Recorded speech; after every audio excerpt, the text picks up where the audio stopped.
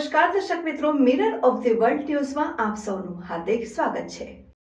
કોર્પોરેશનની દબાણ હટાવ ઝુંબેશ સામે વિશ્વામિત્રી બચાવ સમિતિની રજૂઆત। ટીએમસીના સાંસદ અને ક્રિકેટર યુસુફ પઠાણની કોર્પોરેશનનો પ્લોટ બચાવી કરેલા દબાણને દૂર કરવા માંગ।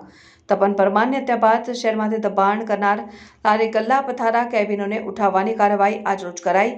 તાંદલજામાં યુસુફ પઠાણની કોર્પોરેશનની અંદાજે 10,500 ચોરસ ફૂટના પ્લોટ પર છેલ્લા 12 વર્ષથી ગેરકાયદેસર કબજો કરેલો છે, જેની પાલિકા દ્વારા નિયત કરેલ પ્રતિ ચોરસ મીટર પ્રતિદિનની લાગત અને દંડ વસૂલ કરી તાત્કાલિક ધોરણે દબાણ તોડી પાડીને પાલિકાની જમીનને ખુલ્લી કરવા કાયદેસરની કાર્યવાહી કરવાની માંગ સાથે વિશ્વામિત્રી બચાવ સમિતિ દ્વારા મ્યુનિસિપલ કમિશનરને આવેદનપત્ર પાઠવી રજૂઆત કરવામાં આવી છે। થોડાક દિવસ પહેલાં નાગરવાડાના નવી ધરતી ખાતે એક નિર્દોષ અને આશાસ્પદ યુવાન તપન પરમારની હત્યા કરવામાં આવી ને આ હત્યા કર્યા બાદ અમે માગણી કરેલી કે આવા હિસ્ટ્રી સીટરો, વડોદરામાં ફાટી નીકળેલા ડ્રગના વેપલા, દારૂ જુગારના અડ્ડાઓ ને આવા હિસ્ટ્રી સીટરો ગુનાહિત ઇતિહાસ ધરાવતા આ બધાની જેટલી પણ મિલકત હોય એની ઉપર કાર્યવાહી કરવામાં આવે ને આવા અડ્ડા ચાલતા હોય સરકારી જગ્યામાં તો તોડી પાડવામાં આવે। આ બાદ અમે જોયું કે વડોદરાના પાલિકાએ તાંદલજામાં અને બધે જઈને લારીઓ ઉઠાવવાની ચાલુ કરી, ચોક્કસ વિસ્તારની લારીઓ ઉઠાવવાની ચાલુ કરી, કેટલીક જગ્યાએ સાયકલો ઉઠાવવાની લારીઓ ઉઠાવવાની ચાલુ કરી, છાપરા તોડી નાખ્યા। હવે આ છાપરા તોડી નાખ્યા કે લારીઓ આટલા વખતથી ચાલતી હતી, તમારી કૃપાદ્રષ્ટિથી જ ચાલતી હતી અને લારીઓવાળા પ્રત્યે તમે 2,000 રૂપિયા જેવા તમે લાગત દર મહિને વસૂલતા હતા। લારીવાળો માણસ 200-300 લારીવાળા માણસો જ્યારે લારી ચલાવીને એનું ગુજરાન ચલાવતા હોય, એમના મા બાપનું, એમના બાળકોનું પોષણ કરતા હોય, સ્ટ્રીટ વેન્ડિંગ એક્ટનો અમલ તમે ના કરી શકતા હો ને બીજી તરફ તમે ઇમ્પેક્ટ જેવા કાયદા લઈને બિલ્ડરોને ફાયદા કરાવતા હોય, તો આ લારીવાળો જશે કઈ? એનું ઘર ચલાવશે કઈથી?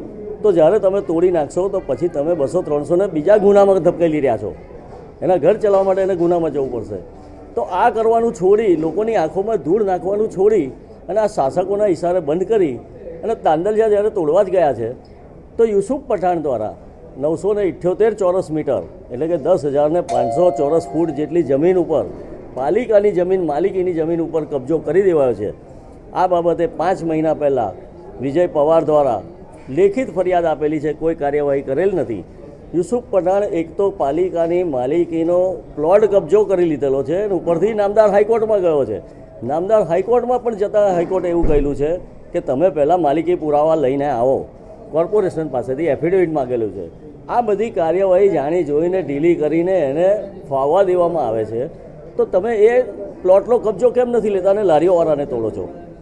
હવે જ્યારે લારીઓવાળાને તોડો છો અને તેની પાસેથી જ્યારે 2,000 રૂપિયા તમે મહિને લાગતો વસૂલો છો તો કોર્પોરેશનના નિયમ પ્રમાણે પ્રતિ ચોરસ મીટર 40 રૂપિયા પ્રતિ દિવસના લેવામાં આવે છે જ્યારે કોઈ જગ્યા ઉપર કાર્યક્રમ થાય। વડોદરામાં એક આરએમસી પ્લાન્ટ ચાલતો હતો, એ આરએમસી પ્લાન્ટ ગેરકાયદેસર કોર્પોરેશનની જગ્યામાં ચાલતો હતો તો એને પણ પેનલ્ટી કરવાની નોટિસો આપેલી હતી। તો આની ઉપર પણ એવી પેનલ્ટી ગણતરી કરીને નોટિસ આપવામાં આવે, દંડનીય કાર્યવાહી કરવામાં આવે અને આ પ્લોટને તાત્કાલિક ધોરણે કબજે કરીને કોર્પોરેશન હસ્તક કરી લે એવી અમે માગણી કરેલી છે।